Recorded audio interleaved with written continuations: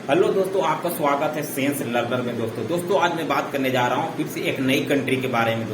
दोस्तों आज कंट्री का नाम है यूक्रेन। दोस्तों यूक्रेन वही कंट्री है जिस पर रसिया ने अभी अटैक किया हुआ है, उस पर मिलिट्री ऑपरेशन चलाया जा रहा है और मैं उसी कंट्री के बारे में कुछ विशेष चीज मैं लेकर यहाँ पर आया हूँ और उस पर बात करने की कोशिश करूंगा। दोस्तों यूक्रेन एक ऐसा कंट्री है, दोस्तों आपको पता है यूक्रेन यूरोप का सबसे बड़ा कंट्री है। मतलब यूरोप में जितने भी कंट्री है उसमें सबसे बड़ा कंट्री यूक्रेन है। दोस्तों यूक्रेन का क्षेत्रफल है 6,03,628 स्क्वायर किलोमीटर। तो इतना बड़ा कंट्री है, 4.5 करोड़ पॉपुलेशन है उसमें। और अगर हम पर कैपिटा इनकम की बात करें या प्रति व्यक्ति इनकम की बात करें तो भारत से 2 गुना प्रति व्यक्ति इनकम है। तब भी यूक्रेन सरेंडर करने को मजबूर हो जा रहा है। दोस्तों आपको पता है यूक्रेन कब बना था?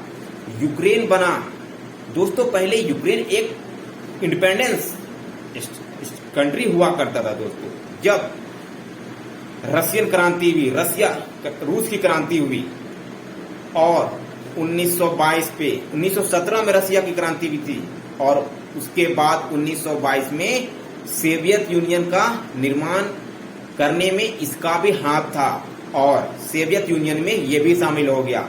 लेकिन यहाँ के सेपरेटिस्ट अलगाववादी जो चाहते हैं कि किसी भी कंट्री से अलग होना और जो हमेशा आंदोलन करते हैं उसे अलगाववादी या सेपरेटिस्ट कहते हैं। तो 1945 के बाद अमेरिका और रसिया में शीत युद्ध शुरू हो गया। मतलब ऐसा युद्ध जिसमें ना तो हथियार का युद्ध किया जाता है ना ही बल का प्रयोग किया जाता है, सिर्फ युद्ध विचारधारा की लड़ाई होती है। मीन्स हम जो सोचते हैं वो उसी के आधार पर तुम सोचो। मतलब सोच थोपना एक दूसरे पर, आइडियोलॉजी जिसके आधार पर हम चल रहे हैं उसके आधार पर आपको भी चलना पड़ेगा।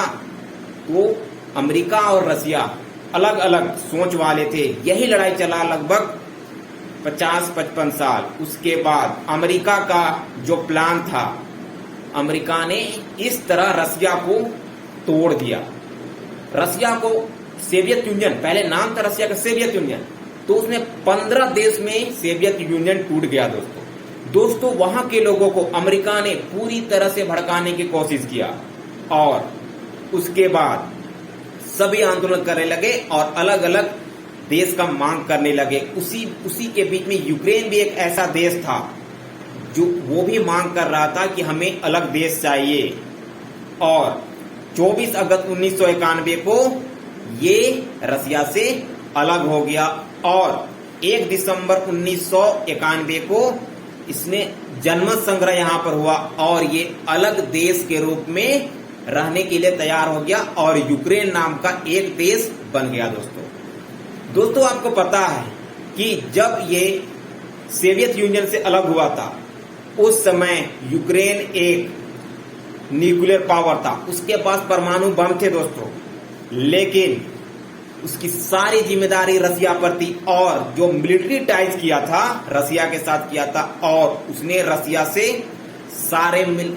को सारे मिलिट्री इक्विपमेंट और परमाणु हथियार सौंप दिए या सेल कर दिए थे, क्योंकि उसने कभी भी उसके बाद मिलिट्री पर कभी भी फोकस नहीं किया। दोस्तों एक छोटा सा देश छोटा सा मिलिट्री का पावर रखता है, वो आज पूरी तरह से कब्जा होने जा रहा। दोस्तों कोई भी कंट्री को सरवाइव करने के लिए अगर उसके पास खाना हो या ना हो, लेकिन मिलिट्री पावर होना चाहिए। आज नॉर्थ कोरिया की इतनी हालात खराब है, इतना इकोनॉमी उसका खराब है, लेकिन उसके पास न्यूक्लियर बम है, सेना की मात्रा बहुत ज्यादा है। तो यूक्रेन इसी में पिछड़ गया और दूसरे में डिपेंड रहते आज सभी देश उसको धोखा दे दिए और वो सरेंडर करने के कगार पर है। आज यूक्रेन एक ऐसा देश है वो पूरी तरह से गेहूं के एक्सपोर्ट पर निर्भर है और उसका सारा एक्सपोर्ट अब बंद होने को जा रहा है क्योंकि रसिया पूरी तरह से कैप्चर कर लेगा।